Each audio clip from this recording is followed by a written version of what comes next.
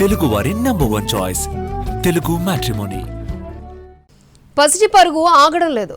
దాంతోపాటు సిల్వర్ కూడా తానేం తక్కువ కాదు అంటోంది. బంగారం వెండి ధరలు ఈ రేంజ్లో పెరగడానికి కారణాలేంటి? ఏడాదికి ఎంత శాతం పెరుగుతోంది? బంగారం ధర కొత్త రికార్డులు సృష్టిస్తోంది. ధనత్రయోదశి డిమాండ్తో ఈ వారాంతంలో పుత్తడి ధర దేశవ్యాప్తంగా 1,30,000 రూపాయలు దాటే అవకాశం ఉందని బులియన్ వర్గాలు వెల్లడిస్తున్నాయి. హైదరాబాద్లో పుత్తడి ధర 1,27,700 రూపాయలకు చేరుకుంది. కిలో వెండి ధర 1,77,000 రూపాయలు దాటేసింది. ధనత్రయోదశి నాటికి 10 గ్రాముల పసిడి ధర 1,30,000 రూపాయల పైన ఉండొచ్చని అభిప్రాయపడుతున్నారు. 2026 ఆరంభం నాటికి 1,50,000కు చేరొచ్చని అంచనా వేశారు. ఆగస్టు 20 నుంచి గోల్డ్ రేట్స్ ఊహించని స్థాయిలో పెరుగుతూ వస్తున్నాయి. ఆగస్టు 20న 22 క్యారెట్ల గోల్డ్ ధర 91,800 రూపాయలు ఉండగా ప్రస్తుతం 1,27,920 రూపాయలుగా ఉంది. 49 రోజుల్లో 18,900 రూపాయలు పెరిగింది. ప్రతి 5 ఏళ్లకు ఊహించని రీతిలో గోల్డ్ రేట్ జంప్ అవుతోంది.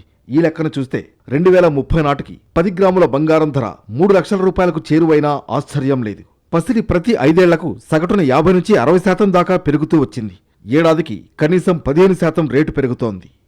అమెరికా షట్డౌన్ ఎత్తివేతపై అనిశ్చితి, యుఎస్ చైనా వాణిజ్య ఉద్రిక్తతల వంటి పరిణామాలతో బంగారంలో పెట్టుబడులకు మదుపరులు మొగ్గు చూపుతున్నారు. ఈ క్రమంలోనే గోల్డ్ ఈటీఎఫ్లకు గిరాకీ విపరీతంగా ఉంటోంది.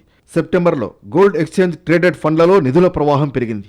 ఆగస్టులో వీటిలోకి 2,190 కోట్ల పెట్టుబడులు రాగా సెప్టెంబర్లో ఈ మొత్తం 4 వింతలై 8,323 కోట్లకు చేరింది. మరోవైపు రానున్న దీపావళి పర్వదినంతో పాటు పెళ్లిళ్ల సీజన్ నేపథ్యంలో దేశీయ మార్కెట్లో పసిడికి మరింత డిమాండ్ ఉంటుందని బులియన్ వర్గాలు అంచనా వేశాయి. బంగారానికి పోటీగా వెండి ధరలు రాకెట్లా దూసుకుపోతున్నాయి. ఒక్కరోజే కిలో వెండి ఏకంగా 5,000 రూపాయలు పెరిగింది. తెలుగు రాష్ట్రాల్లో కిలో వెండి ధర 1,97,000 రూపాయలకు చేరింది. ఏడాది క్రితం 95,000 దరిదాపుల్లో ఉన్న కిలో వెండి ధర ఇప్పుడు 1,97,000కు చేరింది. అంటే ఏడాదిలోనే దాదాపు 70% పెరిగిపోయింది.